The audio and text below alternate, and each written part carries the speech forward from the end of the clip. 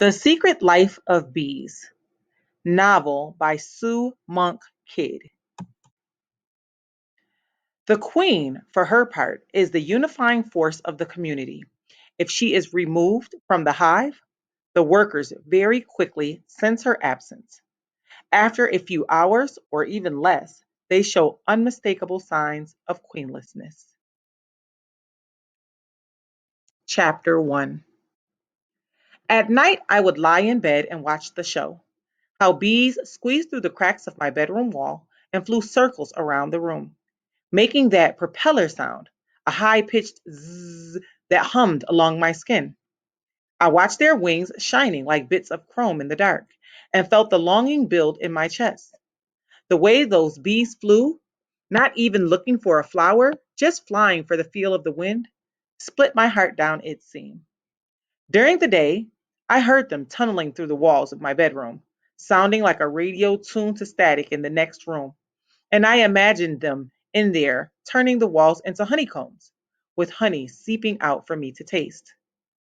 The bees came the summer of 1964, the summer I turned 14, and my life went spinning off into a whole new orbit. And I mean a whole new orbit. Looking back on it now, I want to say the bees were sent to me. I want to say they showed up like the angel Gabriel appearing to the Virgin Mary, setting events in motion I could never have guessed. I know it is presumptuous to compare my small life to hers, but I have reason to believe she wouldn't mind. I will get to that. Right now, it's enough to say that despite everything that happened that summer, I remain tender toward the bees. July 1st, 1964. I lay in bed waiting for the bees to show up, thinking of what Rosaline had said when I told her about their nightly visitations. Bees swarm before death, she said. Rosaline had worked for us since my mother died. My daddy, who I called T Ray because daddy never fit him, had pulled her out of the peach orchard where she'd worked as one of his pickers. She had a big round face and a body that sloped out from her neck like a pup tent, and she was so black that night seemed to seep from her skin.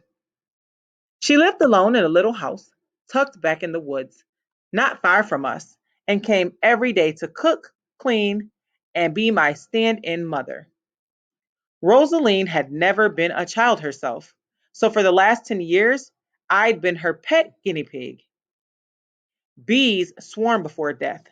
She was full of crazy ideas that I ignored, but I lay there thinking about this one, wondering if the bees had come with my death in mind. Honestly, I wasn't that disturbed by the idea. Every one of those bees could have descended on me like a flock of angels and stung me till I died, and it wouldn't have been the worst thing to happen. People who think dying is the worst thing don't know a thing about life. My mother died when I was 4 years old. It was a fact of life. But if I brought it up, people would suddenly get interested in their hangnails and cuticles, or else distant places in the sky, and seem not to hear me. Once in a while, though, some caring soul would say, "Just put it out of your head, Lily. It was an accident. You didn't mean to do it." That night, I lay in bed and thought about dying and going to be with my mother in paradise. I would meet her saying, "Mother, forgive. Please forgive." And she would kiss my skin till it grew chapped and tell me I was not to blame. She would tell me this for the first 10,000 years. The next 10,000 years, she would fix my hair. She would brush it into such a tower of beauty, people all over heaven would drop their harps just to admire it. You can tell which girls lack mothers by the look of their hair. My hair was constantly going off in 11 wrong directions, and T Ray, naturally, refused to buy me bristle rollers. So all year, I'd have to roll it on Welch's grape juice cans, which had nearly turned me into an insomniac. I was always having to choose between decent hair and a good night's sleep. I decided I would take 4 or 5 centuries to tell her about the special misery of living with T Ray. He had an orneriness year round, but especially in the summer when he worked his peach orchards, daylight to dusk. Mostly I stayed out of his way. His only kindness was for Snout, his bird dog, who slept in his bed and got her stomach scratched anytime she rolled onto her wiry back. I've seen Snout pee on T Ray's boot and not get a rise out of him. I had asked God repeatedly to do something about T Ray. He'd gone to church for 40 years and was only getting worse. It seemed like this should tell God something. I kicked back the sheets. The room sat in perfect stillness, not one bee anywhere. Every minute I looked at the clock on my dresser and wondered what was keeping them. Finally, sometime close to midnight, when my eyelids had nearly given up the strain of staying open, a purring noise started over in the corner, low and vibrating, a sound you could almost mistake for a cat. Moments later, shadows moved like spatter paint along the walls, catching the light when they passed the window, so I could see the outline of wings. The sound swelled in the dark till the entire room was pulsating, till the air itself became alive with matted with bees. They lapped around my body, making the perfect center of a whirlwind cloud. I could not hear myself think for all the bee hum. I dug my nails into my palms till my skin had nearly turned to herringbone. A person could get stung half to death in a room full of bees. Still, the sight was a true spectacle. Suddenly, I couldn't stand not showing it off to somebody, even if the only person around was T Ray. And if he happened to get stung by a couple of hundred bees, well, I was sorry. I slid from the covers and dashed through the bees for the door. I woke him by touching his arm with one finger, softly at first, then harder and harder till I was jabbing into his flesh, marveling at how hard he was. T Ray bolted from bed wearing nothing but his underwear. I dragged him toward my room, him shouting how this better be good, how the house damn well better be on fire, and Snout barking like we were on a dove shoot. Bees! I shouted. There's a swarm of bees in my room. But when we got there, they vanished back into the wall, like they knew he was coming, like they didn't want to waste their flying stunts on him. God damn it, Lily, this isn't funny. I looked up and down the walls. I got down under the bed and begged the very dust and coils of my bed springs to produce a bee. They were here, I said, flying everywhere. Yeah, and there was a goddamn herd of buffalo in here, too. Listen, I said, you can hear them buzzing. He cocked his ear toward the wall with pretend seriousness. I don't hear any buzzing, he said, and twirled his finger beside his temple. I guess they must have flown out of that cockatoo clock you call a brain. You wake me up again, Lily, and I'll get out the Martha Whites. You hear me? Martha Whites were a form of punishment only T. Ray could have dreamed up. I shut my mouth instantly.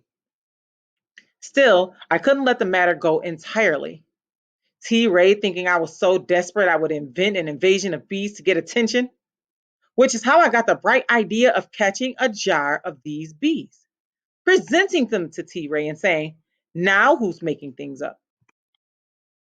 The first and only memory of my mother was the day she died. I tried for a long time to conjure up an image of her before that, just a sliver of something, like her tucking me into bed, reading the adventures of Uncle Wiggily, or hanging my underclothes near the space heater on ice cold mornings. Even her picking a switch off the forsythia bush and stinging my legs would have been welcome. The day she died was December 3rd, 1954. The furnace had cooked the air so hot my mother had peeled off her sweater and stood in her short sleeves, jerking at the window in her bedroom, wrestling with the stuck paint. Finally, she gave up and said, well, fine, we'll just burn the hell up in here, I guess.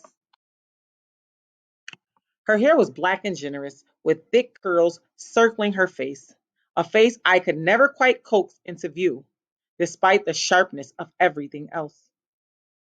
I raised my arms to her, and she picked me up, saying I was way too big a girl to hold like this, but holding me anyway.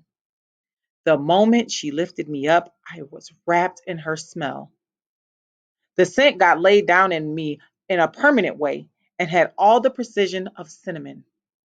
I used to go regularly into the Sylvan Mercantile and smell every bottle of perfume they had, trying to identify it. Every time I showed up, the perfume lady acted surprised, saying, "My goodness, look who's here." Like I hadn't just been in there the week before and gone down the entire row of bottles. Shalimar, Chanel number 5, white shoulders. I'd say, "You got anything new?" She never did. So it was a shock when I came upon the scent of my fifth grade teacher, who said it was nothing but plain, ordinary Pond's cold cream. The afternoon my mother died, there was a suitcase open on the floor, sitting near the stuck window. She moved in and out of the closet, dropping this and that into the suitcase, not bothering to fold them. Followed her into the closet and scooted beneath dress hems and pant legs, into darkness and wisps of dust and little dead moths, back where orchid mud and moldy smell of peaches clung to T. Ray's boots. I stuck my hands inside a pair of white high heels and clapped them together. The closet floor vibrated whenever someone climbed the stairs below it, which is how I knew T. Ray was coming. Over my head, I heard my mother pulling things from the hangers, the swish of clothes, wire clinking together. "Hurry," she said. When his shoes clomped into the room, she sighed, the breath leaving her as if her lungs had suddenly clenched. This was the last thing I remember with perfect crispness, her breath floating down on me like a tiny parachute, collapsing without a trace among the piles of shoes. I don't remember what they said, only the fury of their words, how the air turned raw and full of welts. Later, it would remind me of birds trapped inside a closed room, flinging themselves against the windows and the walls, against each other. I inched backward, deeper into the closet, feeling my fingers in my mouth, the taste of shoes, of feet. Dragged out, I didn't know at first whose hands pulled me, then found myself in my mother's arms, breathing her smell. She smoothed my hair, said, "Don't worry." But even as she said it, I was peeled away by T Ray. He carried me to the door and set me down in the hallway. "Go to your room," he said. "I don't want to," I cried, trying to push past him back into the room, back where she was. "Get in your goddamn room," he shouted and shoved me. I landed against the wall, then fell forward onto my hands and knees. Lifting my head, looking past him, I saw her running across the room, running at him, yelling, "Leave her alone." I huddled on the floor beside the door and watched through air that seemed all scratched up. I saw him take her by the shoulders and shake her head bouncing back and forth. I saw the whiteness of his lip. And then, though everything starts to blur now in my mind, she lunged away from him into the closet, away from his grabbing hands, scrambling for something high on a shelf.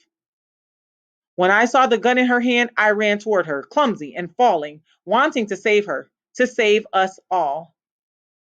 Time folded in on itself then. What is left lies in clear yet disjointed pieces in my head. The gun shining like a toy in her hand, how he snatched it away and waved it around, the gun on the floor, bending to pick it up, the noise that exploded around us. This is what I know about myself. She was all I wanted, and I took her away.